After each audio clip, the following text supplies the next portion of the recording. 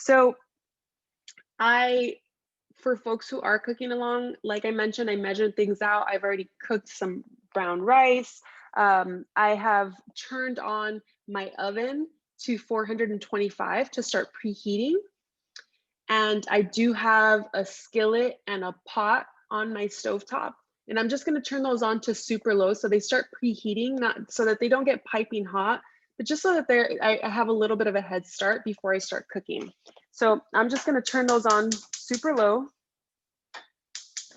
and give that a chance to just start to heat up. So those are kind of all the things that I've prepared ahead of time. And I'll get into the ingredients as we go along. The other thing that I have prepped ahead of time too is my albondiga ingredients, like the meat substitutes, the pepitas, the walnuts, the mushrooms have already been minced up in a food processor. So if you haven't done that and you want to do that, you're more than welcome to. And for folks who don't have a food processor, you can absolutely chop by knife, although it is kind of a tedious process. The food processor just makes our lives a whole lot more simpler. And I have done some grinding in a blender. So if you don't have a food processor and you want to use a blender, that also works too. So let's get into it. We are going to start this albondigas recipe with our broth. So for folks who are not familiar with Todo Verde or my work, I like to give a really, really brief intro. My name is Jocelyn Ramirez. I'm the chef and founder of plant-based food business here in Los Angeles called Todo Verde. And I started this business back in 2015 because I wanted to be able to create more relevant, culturally based food that still felt like the flavors that I grew up eating, that I didn't have to miss out on my traditional foods just by making the decision, the choice to go plant-based. So I've been really playing and tweaking with a lot of family recipes and have evolved to now create several different recipes, including ones in my book, La Vida Verde, which I don't have right next to me. It's right out of reach, but in front of me, which I published earlier this year that has 60 plant-based recipes. And the recipe that we'll be making today is actually not in the book, maybe for a future book, as I like to continue to like tweak and evolve recipes even when I feel like they're already good. They can always be a little bit better. I guess that's the artist in me. But we will be making this albondigas recipe, which is definitely one that I grew up eating. And it was always in this really rich, delicious, tomatoey stewed broth. That had potatoes and carrots and celery and sometimes other veggies, whatever my mom happened to have on hand. And these nice and soft and fluffy albondigas, these meatballs that would hang out in the broth. And it's just perfect with some tortilla, some salsa, a little bit of lemon juice. So we'll be making a plant-based version of this. And you can absolutely make this with the meat alternatives that are already out there on the market. You'll find plenty of recipes that call for Impossible Meat, Beyond Meat, or many of the other meat substitutes out there. Those are kind of the most prominent brands. But I prefer to try to really get into using whole foods, ones that I know, I can I fully understand and know what is in this albondiga. Like oftentimes when people ask me like, what is in those meat alternatives? I'm like, pea protein and science and coconut oil and some other things. So I'd rather just make this on my own. So let's get into it. We're gonna start with the broth because I want that broth to just simmer and cook so it has a longer period of time just hanging out on that low and slow heat. It's going to build that richness in the broth. So we'll start there and then we'll transition into our albondigas. So for the broth, I have a few ingredients here. I'm going to pan down so you can see my countertop. So it's really simple and straightforward. I have 4 large globe tomatoes, which are these large tomatoes. I had them on the vine. They're sometimes called beefsteak tomatoes. I like to use, some medium to large ones just so it creates more volume in the broth. If yours are small, you can absolutely add a couple more. I'm kind of a fan of like the more the merrier, but obviously you don't want a tomato sauce. So the vegetable broth is kind of what helps to cut it to still be this sort of liquid tomatoey form. So I have 4 halved globe tomatoes, and I have half of a yellow onion that I just cut into quarters. And then I have two garlic cloves. The other one is down here, but I have 2 garlic cloves that I've already peeled. You don't have to get really intricate into this like chopping or anything like this, because this is just going to go straight into the blender. I like to add my tomatoes to the bottom of my blender cup, because once that blends, it'll create a nice liquid, and it'll help to blend the onion and the garlic in there. So that's going to be sort of the base of my broth. And then I have 2 cups of vegetable broth that I'm going to be adding to it. You can absolutely add more as needed. If you feel like you want it to be a little bit more liquidy, it's kind of up to you. So as you see needed, or as it cooks down on that low and slow for a while, and you want to loosen it up, you can actually add more broth or water if you'd like. And then for other seasoning components, I do have here, I have 1 chipotle morita. So if you don't have a chipotle morita, I mean, there isn't an exact chile that will replace this flavor. This flavor is like a very vibrant smoked chile as compared to the chipotle meco, which feels more of like this more savory, low undertone. This one feels a little bit more bright. And I guess higher vibration. I don't know how else to describe this chile, but it has a nice kick to it. We're going to leave it whole and just let it cook in the broth. You're absolutely welcome to, chop it up or blend it up if you'd like. If you have, that's my oven that just is telling me that it's ready to go at 425. If you have chipotles and adobo, which are the wet chipotles in the adobo sauce, if you use those, maybe use a little bit less than 1 chile, because those are so much more potent because of all the other ingredients in the adobo. And if you add too much of it, it'll really overpower the broth. So a little bit goes a long way with that. I would start with maybe like 1/3 of a chile, or maybe half of one, and you can just leave it whole in there, that whole half of it, I would say, and let it kind of cook in the broth. And that'll give it a nice little bit of flavor. You want it to be kind of like this undertone or back note, rather than like at the forefront of the flavor. I also have 2 bay leaves, pretty straightforward here. I have a little bit of freshly ground black pepper down there. And then the other ingredient I have is a teaspoon of ground cumin. So I really love to use cumin for a lot of my recipes. I feel like it adds a nice depth of flavor. And of course, we'll have salt to taste. And that really depends on what type of salt you're using and what your palate prefers in the saltiness of it all. So I'm going to be using just a kosher salt here, and I'll be adding a few pinches of it, maybe like 3-4 pinches of it. And then you can taste as you go. You can always add more as needed. It will probably need a little bit more, but again, I'll add it as needed. And I'm going to be adding a couple more ingredients that I have back here. Let me show you, bring those forward. So once I blend up my broth and I get all those aromatics in there, then I already have pre-chopped and pre-diced 3 red potatoes, not tomatoes. They rhyme, but not the same. And so I just diced them up in about a 1/4 inch dice. And then I sliced up 2 celery stalks in about a 1/4 inch slice, and 2 carrots. So you can chop or dice or do whatever feels best for you. It doesn't have to be, precise like this, but I just think it looks nice in this style of cutting. And then I just put everything in water, only because I prepped earlier. And just FYI, if you're prepping in advance, and if you've ever like chopped, these types of veggies and they dry out, if you leave them out a little too long, if you just add them in water, it'll help it'll prevent oxidation from happening. So it'll keep your veggies nice and fresh and crisp.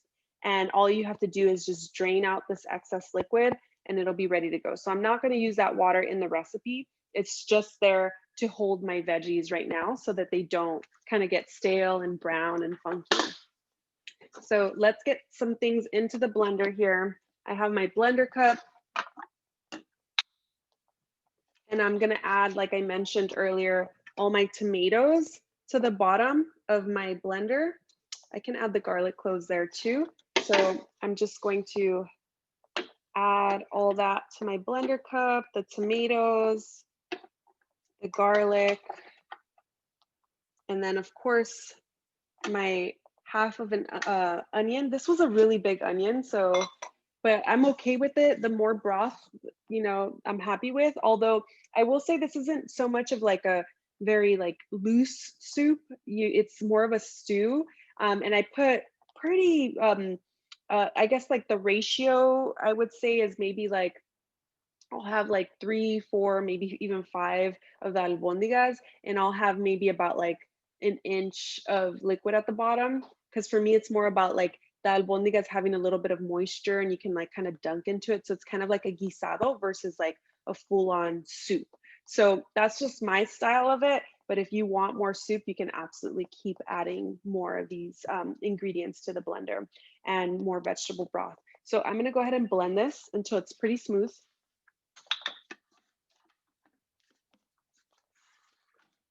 Okay. And my Vitamix has a tamper, so it's going to help me push down the ingredients as they're cooking along, or sorry, as they're blending along. If you don't have this, you can absolutely take the lid off of your blender, turn off the blender, obviously, take the lid off, use a spatula to scrape down, and then get back to the blending again if you have any large chunks.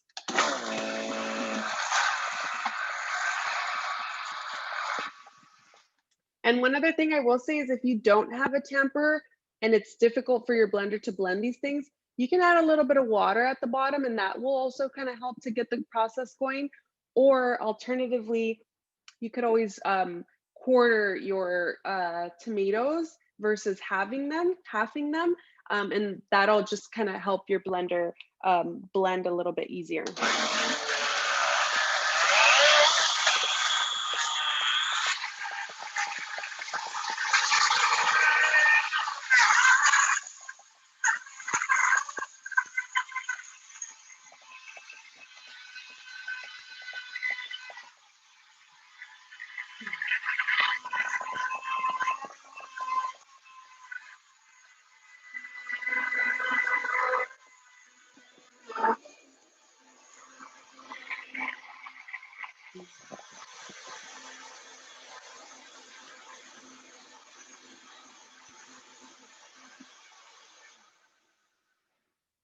Okay, so as you can see, my dog is like, what is that noise? I'm not okay with that.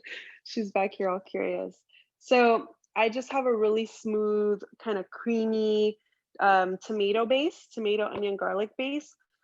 I'm gonna go ahead and pour this into my pot. If you like to pan fry your tomatoes, you can add a little bit of oil and do that too. Totally optional. Some people don't prefer to cook with oil, and that's totally fine. So whatever you prefer, if you were to pan fry, you would just coat the bottom of your pan with a little bit of, or your pot with a little bit of oil, and then go ahead and throw that in and slowly pour it in, I would say, instead of throw it in, because it's gonna splatter and, you know, get all a little bit crazy for a second. So I'm just gonna pour mine in. It didn't have any oil. My pot was definitely warm, or a little bit more than warm. It was hot. So that is in there now. And then I'm gonna use my 2 cups of vegetable broth, and I'm just gonna pour it into the blender to try to get any more of that goodness out of the blender, any of that tomato goodness out of the blender. I'm just gonna squish it or splish it around or splash it around over my sink. This is the señora thing to do in your kitchen, you know? It's like, oh, every little last bit. You can't let it go, you know? Okay, and I'm gonna pour that into the pot as well. So far we have our tomato, onion, garlic base and our vegetable broth. Let me get this out of the way. I'm gonna throw in my aromatics, which were my bay leaves, chile morita, and my cumin. So I'll go ahead and just throw that in there. I'm gonna salt it pretty generously, again, because I'm gonna put in those veggies, so it'll definitely need a good amount of salt, and I can add more as needed. I'm gonna drain my veggies, so I'm just gonna use my hand to get all that water out of the bowl that's holding my veggies, keeping them nice and crisp. And FYI, you could do prep like this even overnight.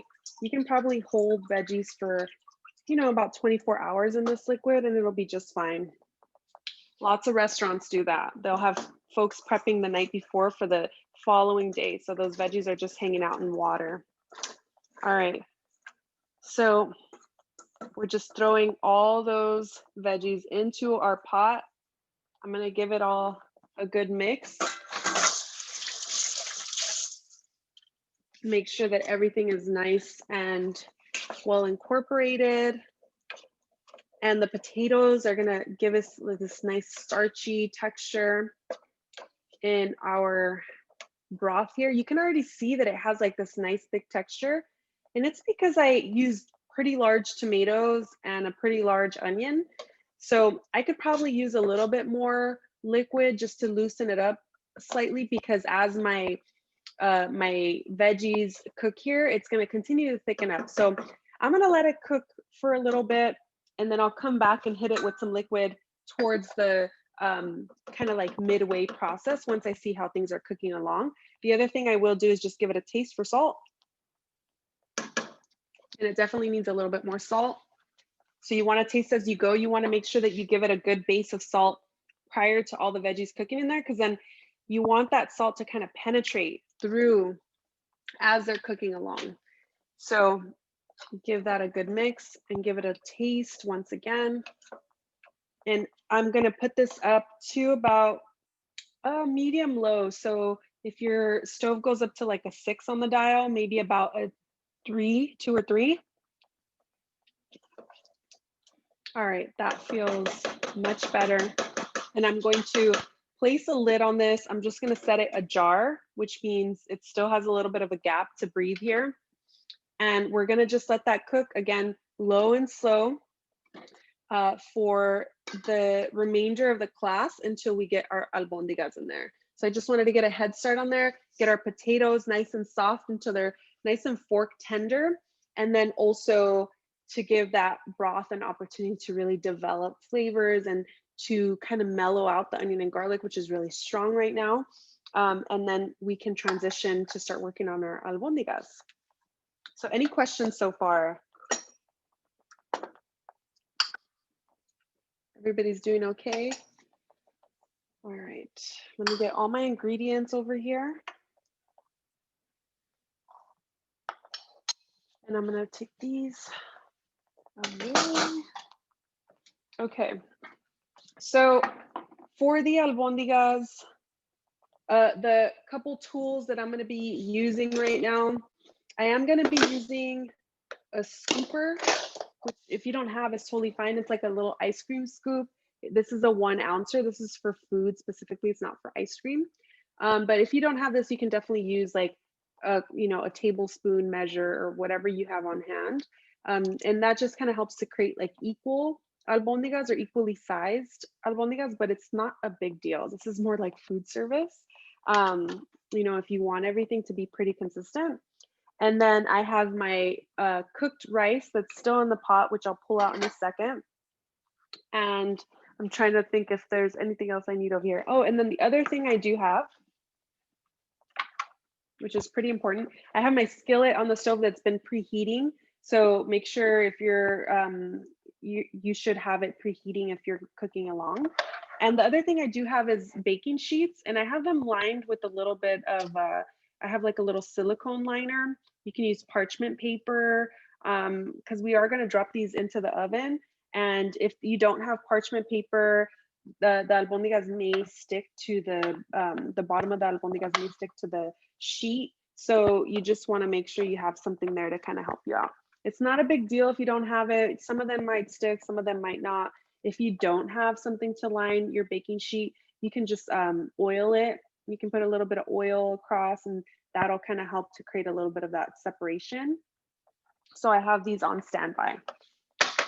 Okay, so I'm going to pan down again and talk a little bit about our ingredients here.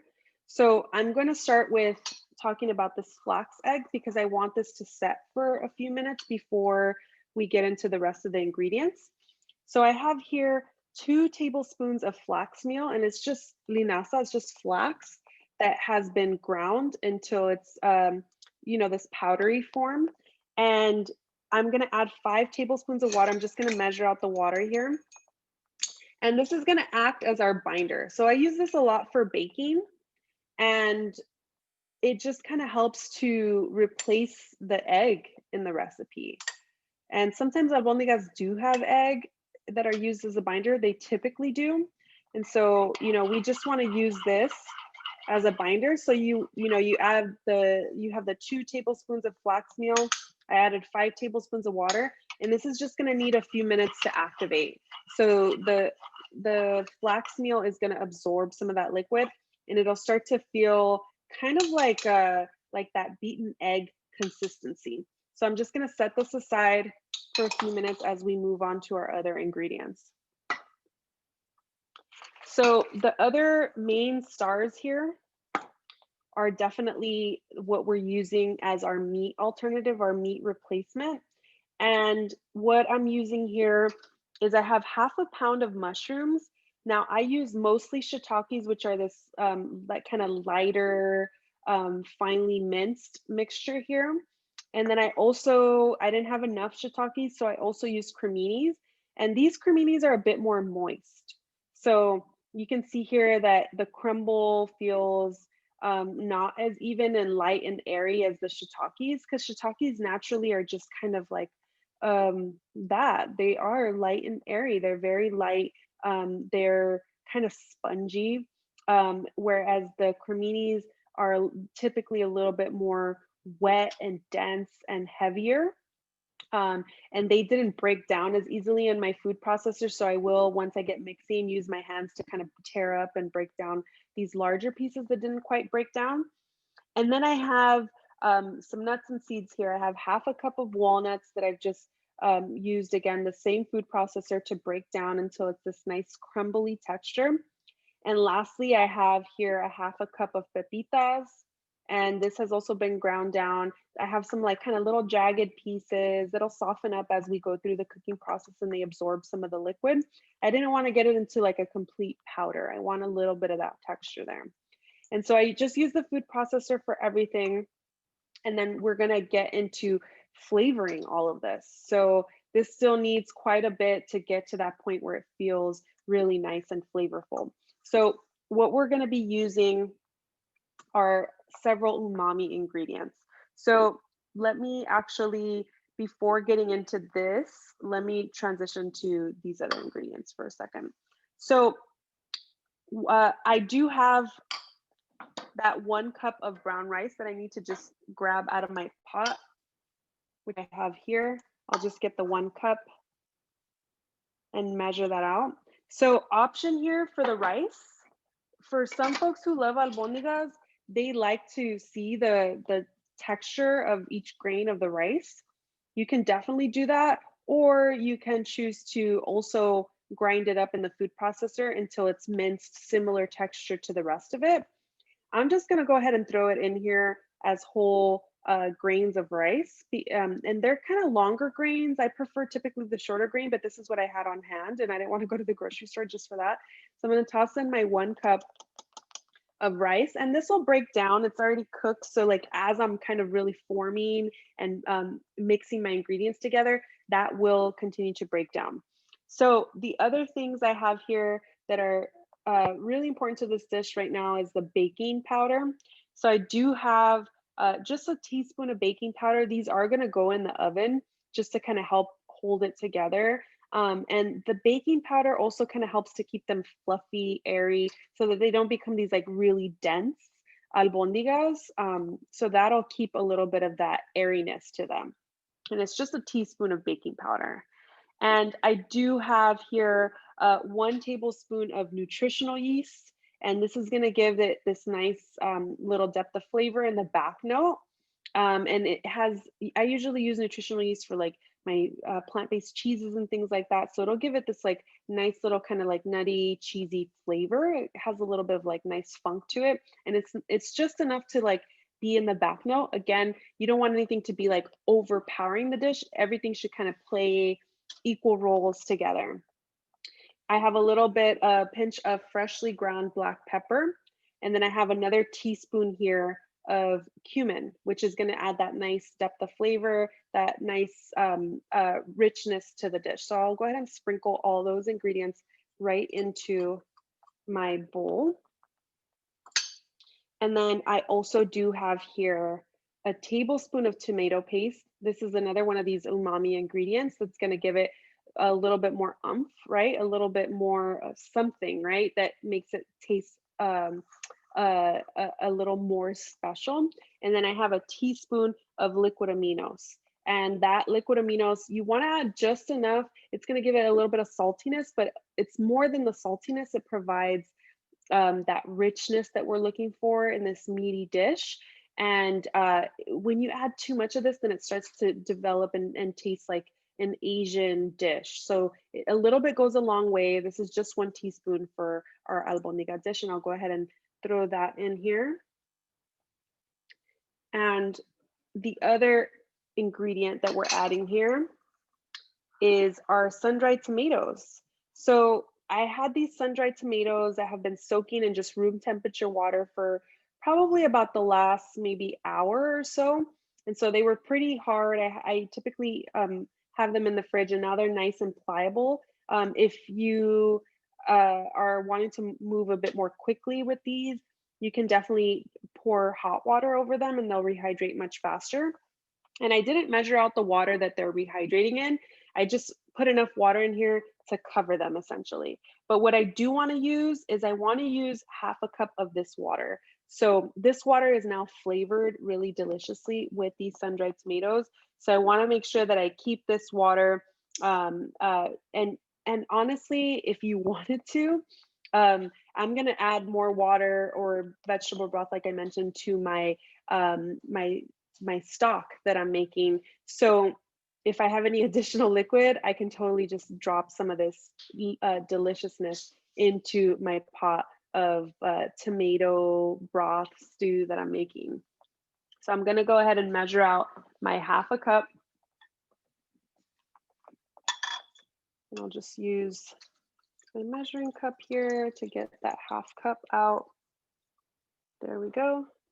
And then what I'm going to do is I'm going to pull all of these out of the cup, and I'm going to, or out of the bowl, and I'm going to add them. You can add them to your food processor or your blender. I prefer my blender, although this is kind of a small amount for a blender, so my blender will struggle a little bit. So I'm going to add this half cup of liquid, rehydrating liquid with my, and I didn't mention how much this is, but this is half a cup of sun-dried tomatoes. They've obviously expanded a little bit in the soaking process, so they're not as small as they were earlier when I measured out the half cup. And that's totally fine. I want that to happen. So the sun-dried tomatoes are also going to provide that color that I'm looking for. It starts to make the albondigas look like a meat. So this is going to provide that red color. So I'm just going to pull out the rehydrated sun-dried tomatoes. I have just a little bit, maybe like a quarter cup of liquid left. I'll drop that into my pot in a second. And I'm going to add, of course, my half cup of my rehydrating liquid. And I'm going to take this over to my blender and just blend it up.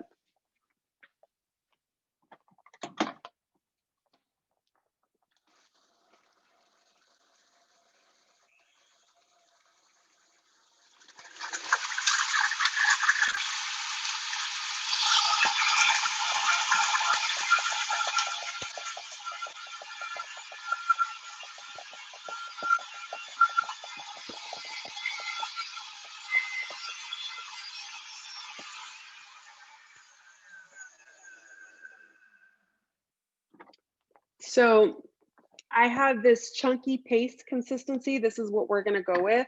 You can definitely blend a bit longer if you want to, although there isn't enough liquid to get it to like a super, super smooth paste.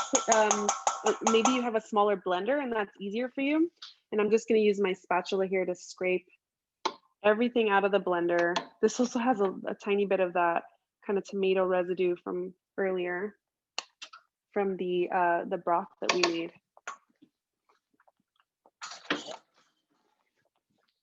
And I'm just going to scrape all of this into our albondigas mixture. You can see all that there.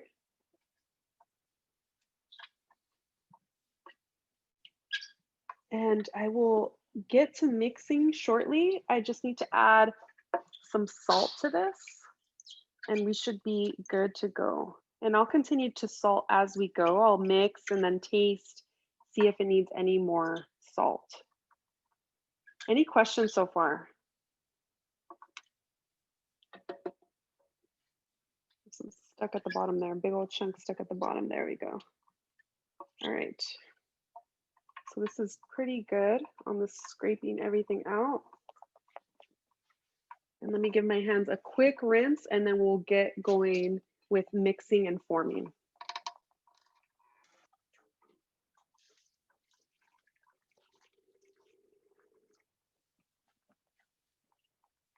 I'm gonna make sure that my broth here is coming to a simmer. It's still needs a little bit of time here. Definitely, it's slowly coming to temperature. I'm gonna turn up my heat slightly because I wanna get it to start bubbling up. So I'm gonna just turn it up a little bit to medium. And then once I see it start bubbling up, I'll turn it down a little bit. I just wanted to get to that temperature and then I want to control it, not letting it get out of control or bubble over or anything like that. So I'll keep an eye on that. Coming back to my albondigas, of course, I want to add my salt and let me pan down so you can see here. I want to add some salt, a good amount of salt here. It's really important to salt well because once these albondigas are formed and they're cooked and you start to eat them, if you feel like, oh, it needs more salt, you can't penetrate the center anymore. It should have been salted towards the beginning process. So you want to make sure that you get as much salt as possible in there now. I mean, not as much salt as possible, but as much as tastes good, right? And so we're just going to mix this until it's all nice and well incorporated. It'll take me just a little bit here to make sure that I'm scraping. I'm using like the tiniest spatula too. I should grab my larger spatula to do this, but I'm like, I don't want to dirty one more thing. I'm sure we can all resonate with that, right? So you can see that it's starting to come together here. It has sort of this like meaty red texture or color, I should say, with that sun-dried tomato and tomato paste mixture. I want to make sure that I'm scraping along the bottom and all the sides and really well incorporating all of the ingredients together. So I see some pockets here that are dry and then some pockets here that are overly moist. So you really want to get in there. And this will also kind of help break down a little bit of that rice. If you had any large chunks that you want to break down, you can definitely just get in there with your hands. So you can get in there, break it down. You can use your spatula if you need to get that mushroom broken down. Any bits of walnut, sometimes I have a few bits of walnut. Here's a few larger pieces of mushrooms. You can typically break most things in here down with your hands because it's all pretty soft ingredients. I did, however, see in here, let me get this out. I'm gonna mince this up. This is a sun-dried tomato that didn't blend up. So I'm gonna just take that out and mince it up and add it to the mixture. Okay. This is looking pretty good. Let me taste for salt. Again, this is all ingredients that we know, right? Like it's just mushrooms, walnuts, pepitas. And I didn't say earlier, but I did use toasted pepitas just because that will help to provide a little bit additional flavor in the dish. So they were toasted. If you're using raw, it's fine. I mean, they'll go definitely through the cooking process, but the toastedness adds a little bit something extra. Let me give this a taste.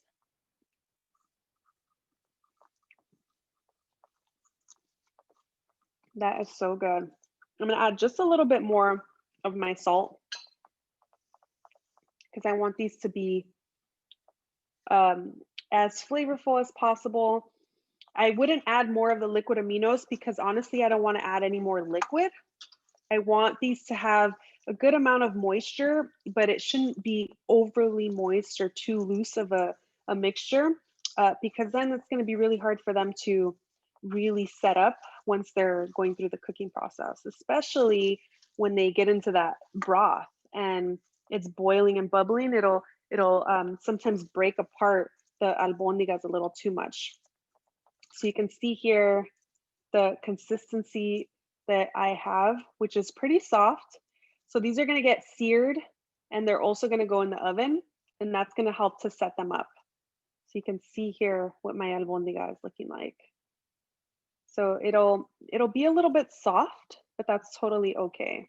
One thing that also helps with this process is if you had more time as you're working on this recipe, you can add all the albondigas, the raw ones, to a baking sheet or anything like plates, whatever you have on hand, and put them in the fridge. Put them in the fridge to set for 30 minutes or so, and the cold temperature will kind of help to continue to form them into this ball that will hold up a whole lot better. But we're going to pan fry them and bake them, so that will be good. But again, if you had that additional time, that extra step will be something else to kind of help firm up your albondigas. And guess what? I'm forgetting my important ingredient that's going to bind this all together: my flax egg. I almost forgot about you, flax egg. So let's check it out. So this flax egg, see how it has this sort of eggy consistency? It's kind of gloppy. It feels kind of like a beaten egg consistency. This is perfect. And what we're looking for here, this is what's going to bind our albondigas together, especially as they're baking in the oven. It's going to kind of make sure that they all stay formed into our ball-shaped albondigas. So go ahead and drop that in. And the last thing I'll do here is I'm just going to grab that sun-dried tomato that didn't break down, and I'm just going to mince it up with my knife and add it back into the mixture. So you can definitely, if you see anything like that, you can just use your knife to quickly break it down. It doesn't need to be into that paste. It could be in little pieces. That's totally fine too. Just make sure that they're small enough pieces, because the thing is, you want to be able to kind of taste the sun-dried tomato flavor throughout. It's definitely one of these umami flavors. It doesn't necessarily have to be like this big old chunk where you bite into it and you're like, oh wow, that's definitely sun-dried tomato. It should be kind of, again, this ingredient that works well with everything, and you can't quite pinpoint exactly what's in it. Not like, oh, these are sun-dried tomato albondigas. All right, so I'll go ahead and take my cutting board back out of the way. Let's give this a mix now that it has our flaxseed and that last little bit of sun-dried tomato in here. Can't believe I almost forgot my flax meal. That was like the first thing we talked about as we got ready for this. And since I added that in and it obviously isn't salted or flavored, I'm gonna give this another taste just to make sure that it doesn't need any more salt. And I want to make sure that I get that flax meal really well incorporated. It needs to be in like every little bit of this recipe. So again, going from the outside, scooping in, making sure you're scraping the bottom, making sure it's all really well incorporated. Let me give that a taste.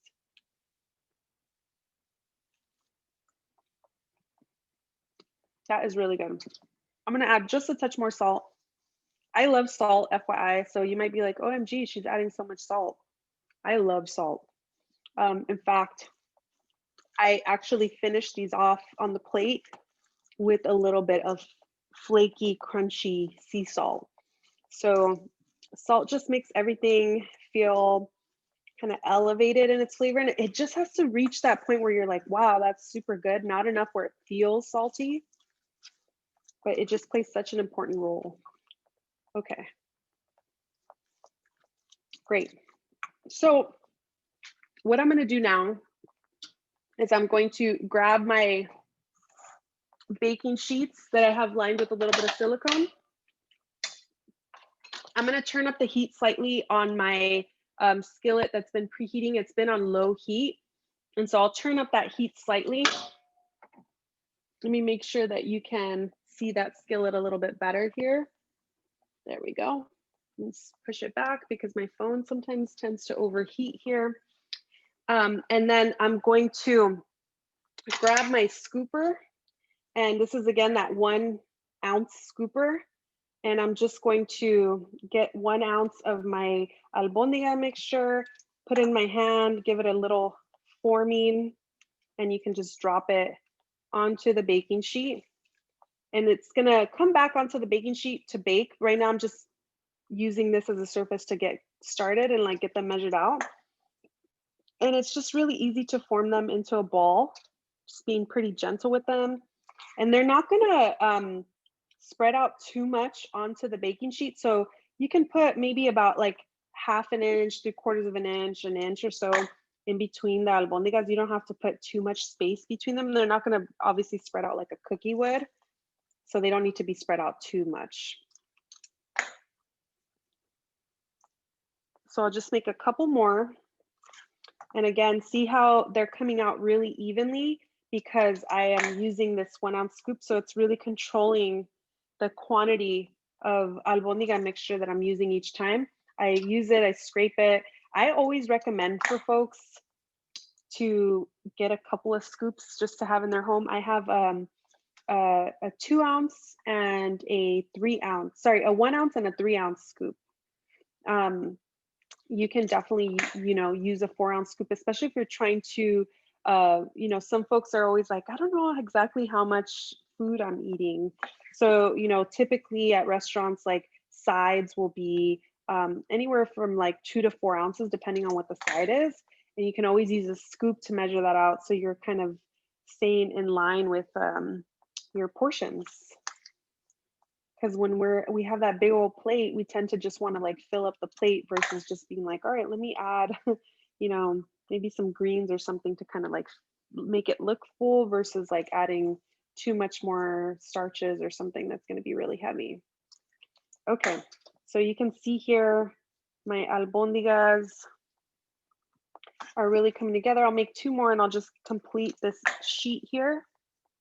And then I'll use my other sheet to transfer them over as they cook. I have 2 baking sheets that are lined with the silicone.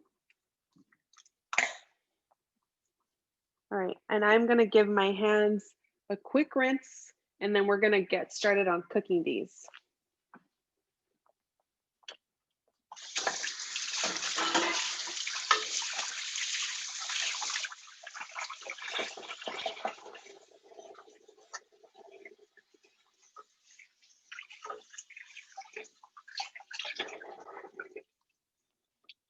All right, so again, I have my pan that's been preheating.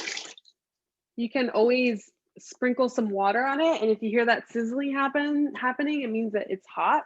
You want it to get hot, but you don't want it to start smoking. So there's that fine line of like heat to smoke point. I'm gonna use a little drizzle of oil here, and I'm just going to make sure that that's distributed throughout. Let me grab my towel. So you can just move that oil around, making sure. I probably added maybe about like 2 tablespoons of oil. You can add less if you'd like. You can also spray the pan if you use spray or have like an aerosol spray available where you can just pour in the oil and pump in the air. You can see here real quick, my pot, my mixture is boiling. So I wanna give this, oh, some of that liquid fell into the pan that's hot, or the skillet that's hot. So I want to just make sure nothing's sticking, all is good. You can see that it's definitely loosened up a little bit. And actually, while I'm here, I'm just gonna do this. I'm gonna drop in that liquid I had from the rehydrated sun-dried tomatoes. Why not? Just to give that a little something something right there, and I'll let that keep cooking. I'm gonna just slightly drop my temperature because I don't want it to keep boiling the way it was. I want it to simmer.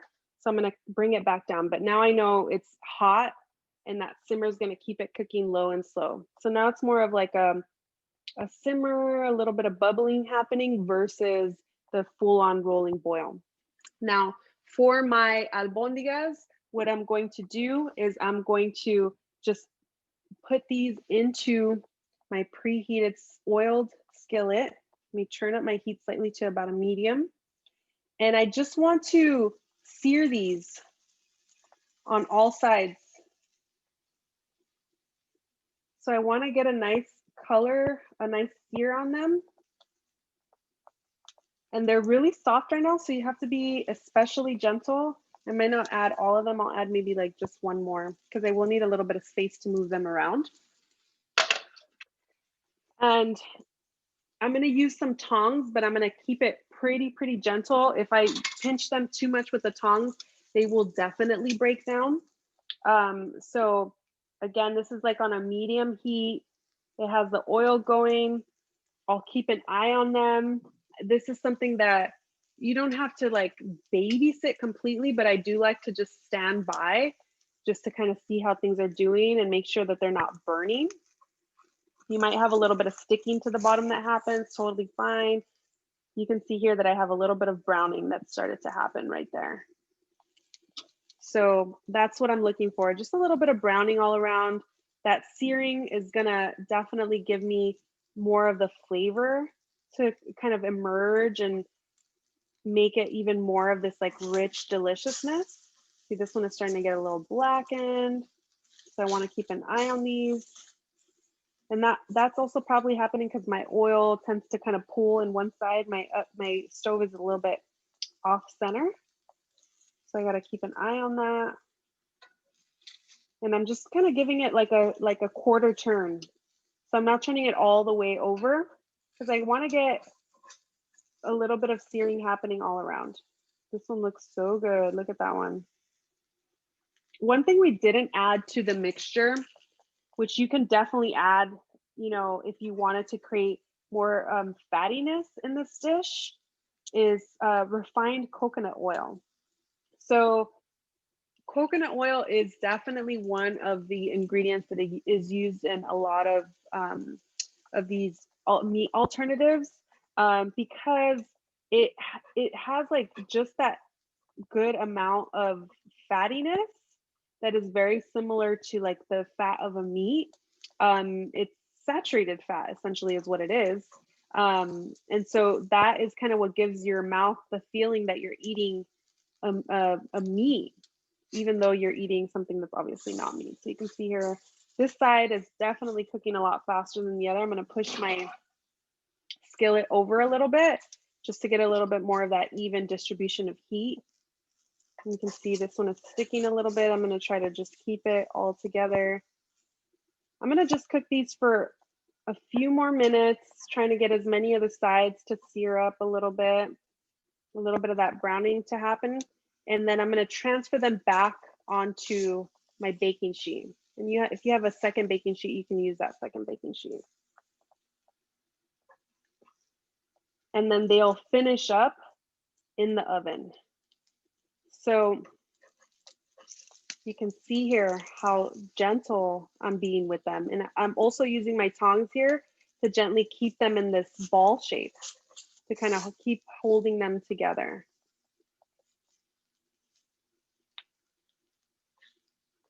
And this one's, yeah, there we go. And so even if you see some sticking happening, you can always kind of just piece it all back together.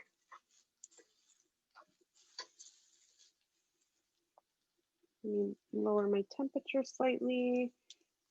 So again, I see that this side is smoking and getting so much hotter than this side. So I'm just gonna push it even more so to get this more evenly cooking. Let's see here. This one's almost done. Just looking to see like where else I can add more of that browning on these before transferring them over. And obviously, if you wanted to skip this process and just get right into the oven, you absolutely could. I just prefer this because, you know, this adds so much more flavor to the albondigas rather than just popping them in the oven. You know, pan searing things adds another layer of depth to it, which I really like.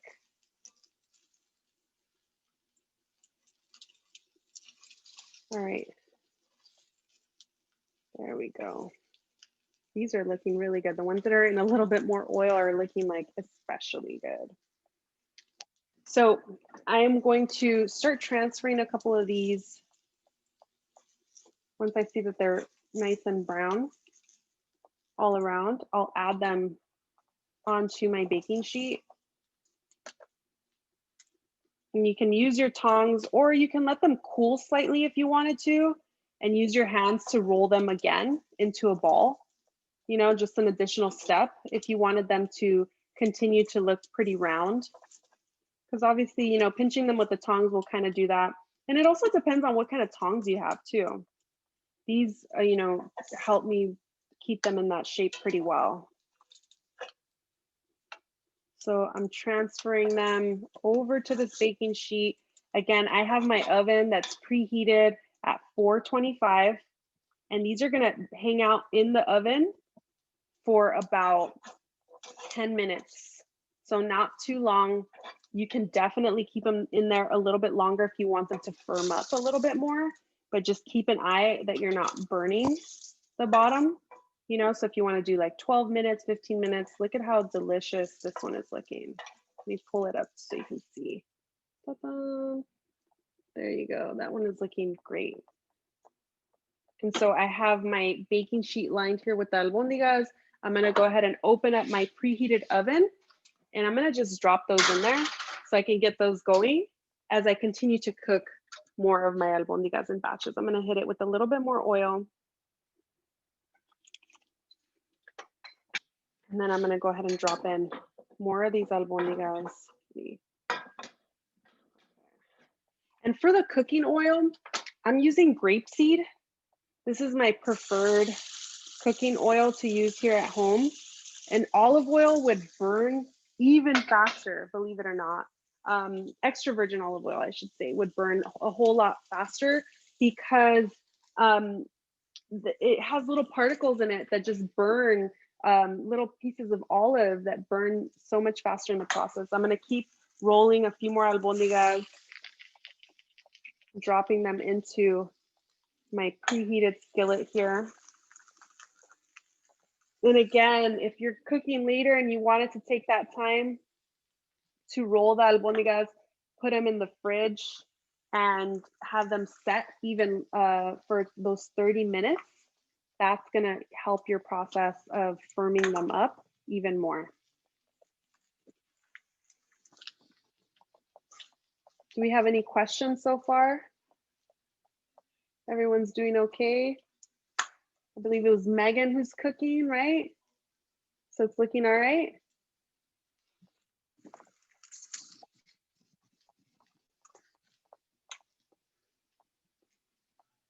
All right.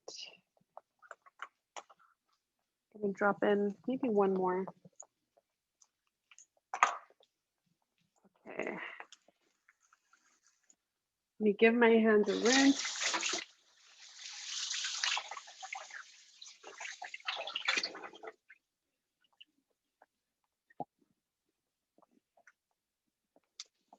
All right, and let's see how these albondigas are looking here.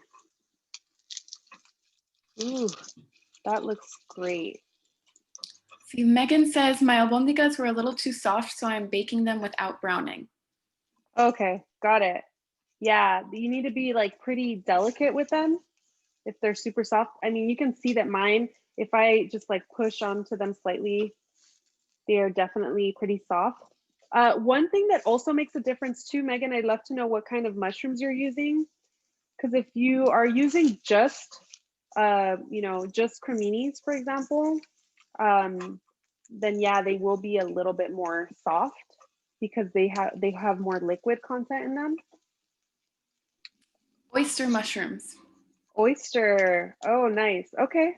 Yeah, so that could be part of it too. Oyster mushrooms are definitely more delicate mushrooms as compared to shiitakes, for example.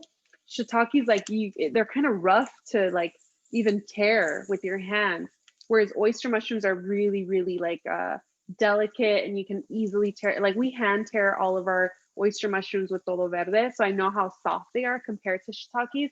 And also I also use the stems of the shiitakes, which are also really airy and dense.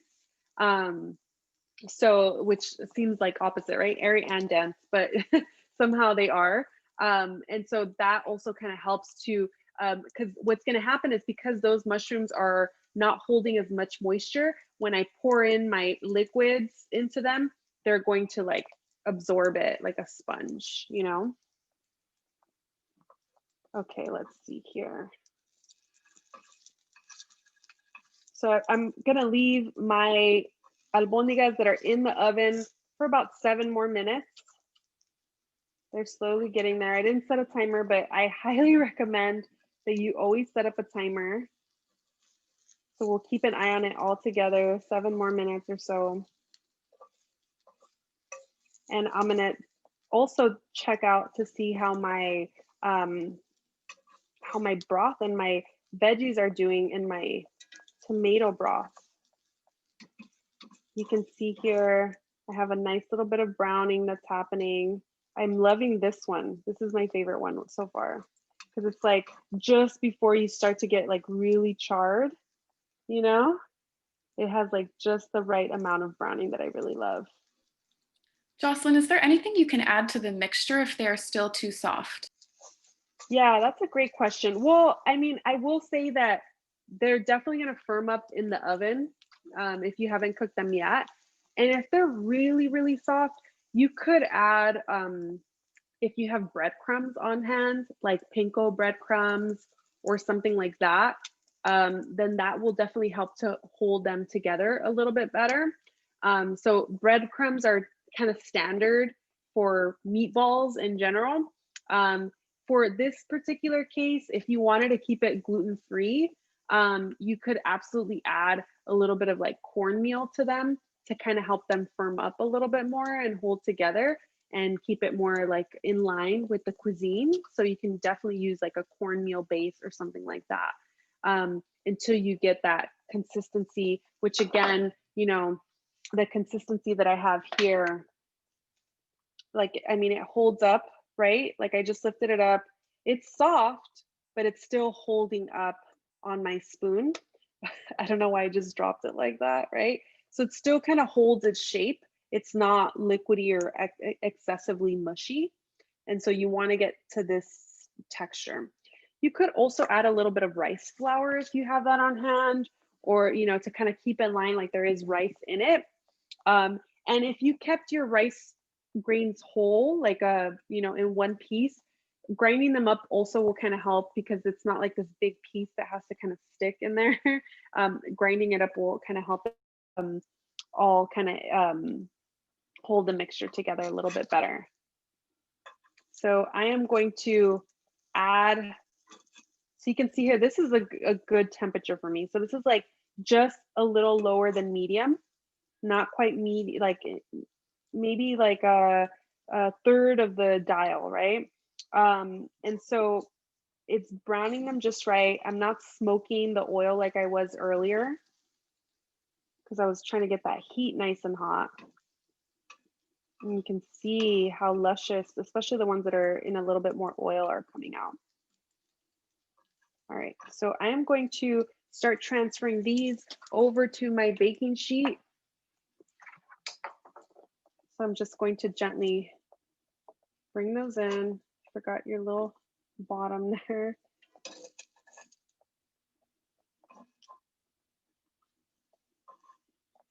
And then I will bake these off for 10 minutes. So, I mean, ideally, I'm thinking about time here, keeping us on time. So I started baking the other ones ahead of time, but ideally you would, you know, have them all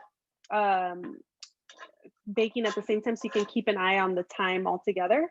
But I'm trying to keep us on track of our class time.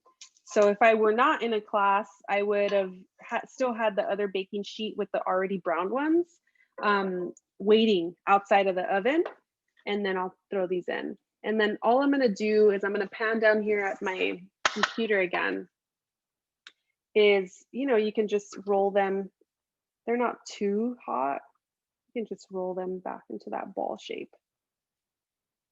I have what we call abuelita hands, grandma hands, that can bear kind of extreme heat sometimes. Let's see, there we go. So getting that nice little albondiga shape. And I'm still being pretty gentle with them. They're still soft. They just browned on the outside, but they're by no means cooked all the way through. They're still pretty raw in the center. So that I'm very doubtful that that heat penetrated all the way through. So I'm just being really gentle with them. And if you were in a pinch and you didn't want to sear, obviously you have the option to just roll them and add them to your lined baking sheet. I'll add a few non-seared ones to my baking sheet here. And I have definitely done this. You know, I actually had this recipe, a similar recipe. It's different, but similar recipe that I did for a restaurant. And they were not searing theirs. They were just baking theirs. So it works, but I like the searing element. It just adds that flavor profile that I like. I'm gonna add a little bit more. Why not? Because we're still waiting for our albondigas to come out of the oven anyway. We have maybe just another minute or two before they come out of the oven, and I'll just add another layer here. Because I am gonna eat these for lunch right after class, everybody, and it is gonna be so good. So, so good. I can probably add another one. All right. And then these came out to about, with this 1 ounce measuring scoop, I have about 2, 4, 6, 8. I have about 16 here, and I think maybe about another 8 in the oven. So maybe about 24 is what I ended up coming to. So it's about 24 ounces of our albondiga mixture. All right, so we are gonna pull out the albondigas that have been cooking in the oven. Let me give my hands a rinse.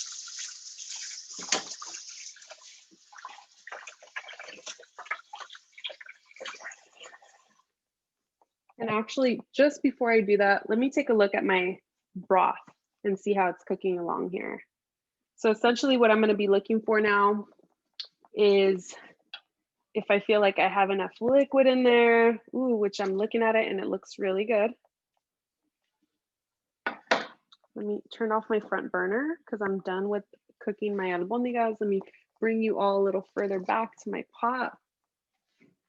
Okay, so you can see here my chipotle morita that it has definitely rehydrated. It's giving all its goodness into the broth. And again, it's playing a role, but it's not overpowering. And I want to make sure that my veggies are nice and fork tender.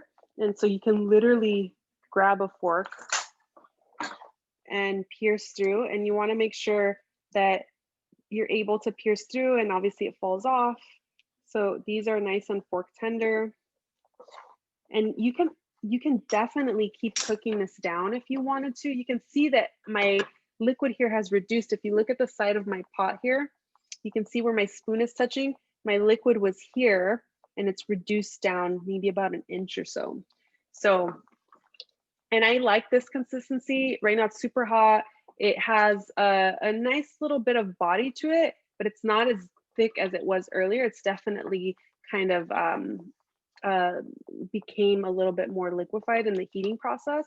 I'm gonna give this a taste. I'm gonna grab a spoon.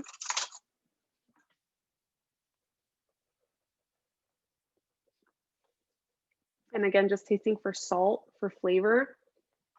And that has definitely come together really, really nicely. Tomato, onion, garlic is, you know, something that's kind of like the trinity of this dish. Also for sopa de fideo. And then I can taste a little bit of that chipotle in the background, that cumin, the bay. It's come together really, really nicely.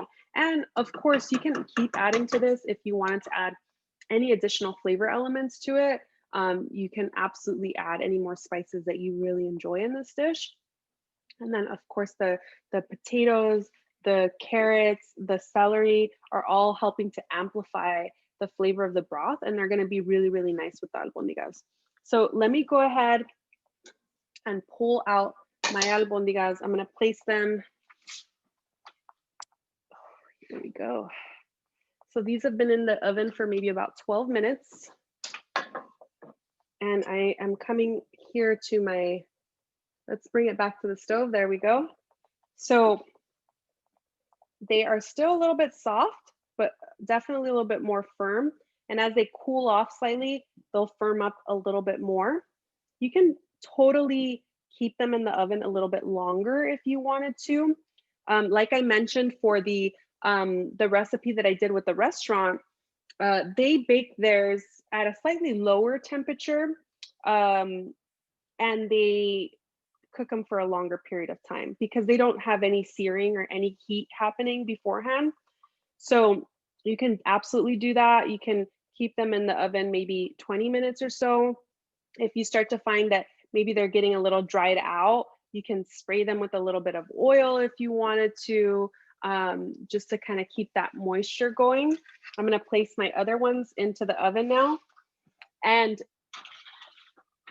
what you want to do for the albondigas is I like to put them in the broth a few at a time. Like I wouldn't drop all these albondigas into the broth. I just want to get them kind of like coated, get them kind of feeling like they've absorbed perhaps like a little bit of that liquid. And then I want to pull them out and then just ladle on a little bit of that broth over them versus like putting all 24 of the albondigas into the pot. And like once I start stirring and mixing it around, they're going to fall apart if I do that. So I don't want to do that. And if you're not going to eat all of these right now, what you could do is you could also store the albondigas separate from the caldo. And when you are ready to reheat, you can reheat the broth, let it come to the simmer similar to what you're seeing now. And then you can just drop in a few of the albondigas and let them come to temperature in the broth, maybe about 5 minutes or less, like 3 to 5 minutes, they'll get hot. And then you have your soup ready to go versus like letting it all come to temperature all together. So I am going to go ahead and drop a couple of these into my albondigas. They're pretty hot, so I'm going to be really careful. Again, I have those abuelita hands. I could grab my tongs. All right, so I'm going to just drop in 3 for now. I'm going to make sure that they're coated in that nice, delicious broth. And they're in there right now. And while that's going, I'm going to grab my dish to my serving dish. And I'm actually just going to use a shallow serving dish. I'm just going to use this little one just to show that I'm putting the albondigas in there, a little bit of that broth with the veggies that have been cooking inside. I'm going to grab my finishing salt as well as my lemon and a little bit of cilantro.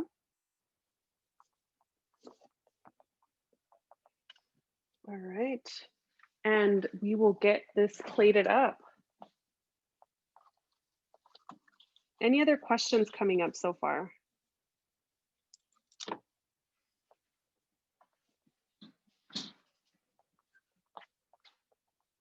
Okay, here we go. Let me clean my countertop here.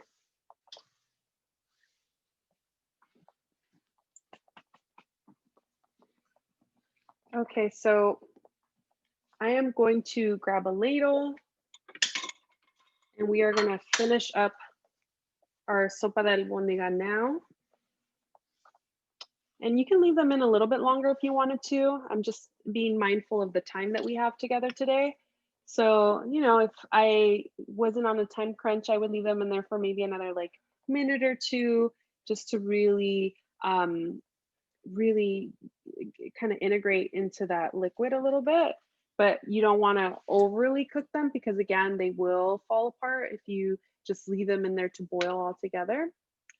And so you can see here, this albondiga is still holding together, still pretty firm here. Has definitely gotten a little bit of that love from the broth.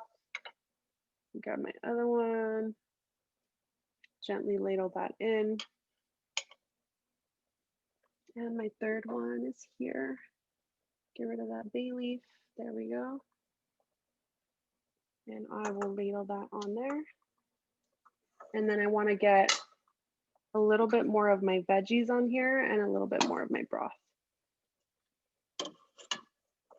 So this is perfect with some tortillas. If you have a little bit of salsa, like some nice fiery salsa, salsa rojo. All right, so you can see how that is looking. I'm going to bring it over to my countertop. Let's finish it up here. So you can see I have like a little sample portion. This is definitely not my lunch, just enough to kind of show how I'm plating. So I have this nice flaky sal de Colima from my friend Esteban over at Chicano Eats. I'm just going to pinch a little bit of salt over each albondiga. This is going to be a nice little crunchy texture, a nice little punch of salt. I, of course, have some cilantro, and I just like to use the leaves of the cilantro here. You can put them over to one side or over the top. And then I have a little slice of lemon that you can just, let me get those seeds out. You can just squeeze over the top, or you can just kind of gently place on the side. And you can add anything else that you wanted to garnish it with. I actually have, it's probably out of reach, some chili threads that I like to use sometimes too, that obviously provide a little bit of heat, and they are out of reach, but they're essentially just like red chiles that have been cut into like threads, long strips, and you can kind of pile them high on the dish, and that provides a nice little color component. I'm gonna grab a spoon, and let's all take a bite here. So I'm just gonna grab, let me actually squeeze my lemon over the top. So I'm gonna squeeze a little bit of limon. You can make tacos de albondigas here. I like the lemon in here a lot. Like, some people don't like to do lemon on their albondigas. I'm about that life. So, you know, I really love that flavor profile. And here I feel like it really brightens up the dish. So let's go ahead and give this a little taste. Here's another seed trying to mess up my vibes. And grab a little bit of cilantro in that bite. And here is my albondiga.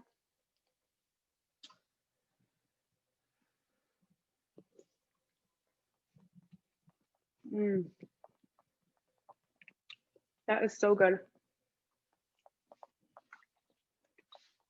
That is so good. The broth is super delicious. It has tons of layers of flavor in there. Not tons, but enough to really make it a substantial broth, like a standalone. Like if you were just eating that broth alone, like a vegetable soup, it would be really, really great. And then obviously I have the albondigas in here that are making it even more delicious. You can see that the texture is still, I mean, it's a bit soft, but it's definitely holding up, right?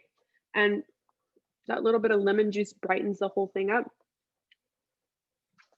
A little bit of cilantro to give that nice herby freshness.